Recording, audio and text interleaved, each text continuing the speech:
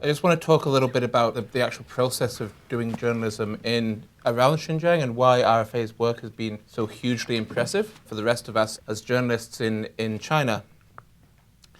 All of my Uyghur sources are gone.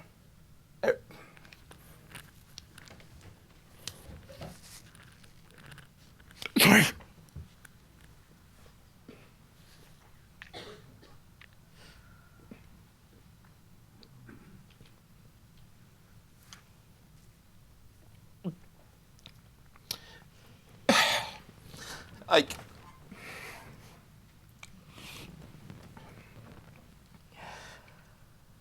I can't talk to people because they're gone.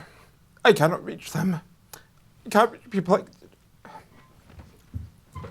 even Han Chinese in Xinjiang, who were sources for people I knew, have been arrested while talking to them.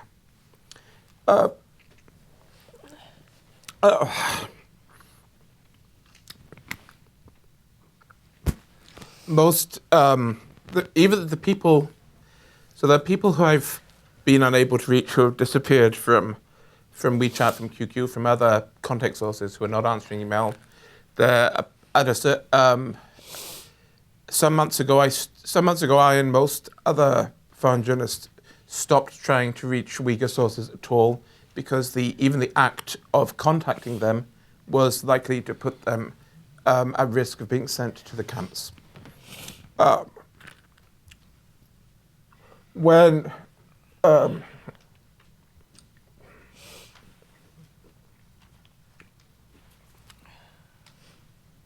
So I've had, and I think Rian in particular has had these conversations, and I'm sure Coach has too, conversations with students abroad who are saying, I'm being told that I must go back because if I do not go back, my parents will be sent to the camps, my brother will be sent to the camps.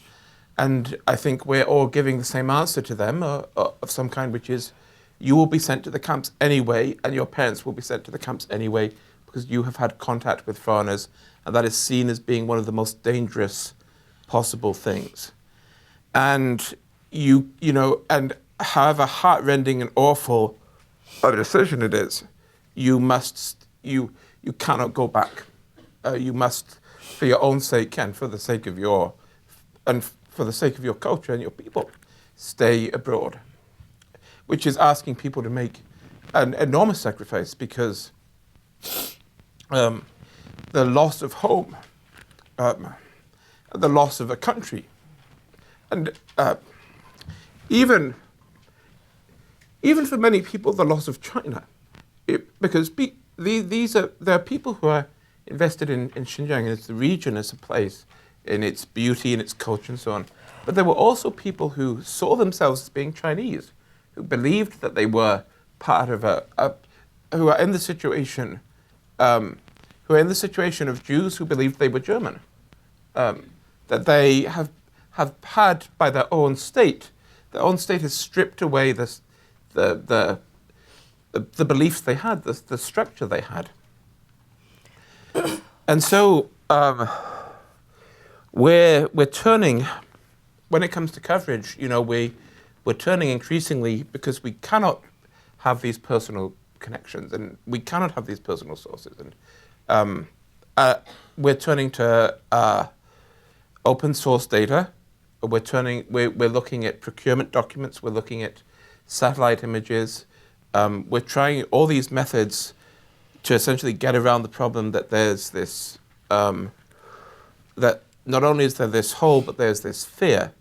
And this fear is only one part of the fear that pervades Chinese sources at the moment. And while for most areas it isn't as bad, every Western journalist and every Chinese journalist I've spoken to, in fact, over the last year, 2 years, has seen every source move from the people who would talk to us on the record will now only talk to us off the record. The people who would talk to us off the record won't talk at all. And that's across the board in China. That is almost every topic.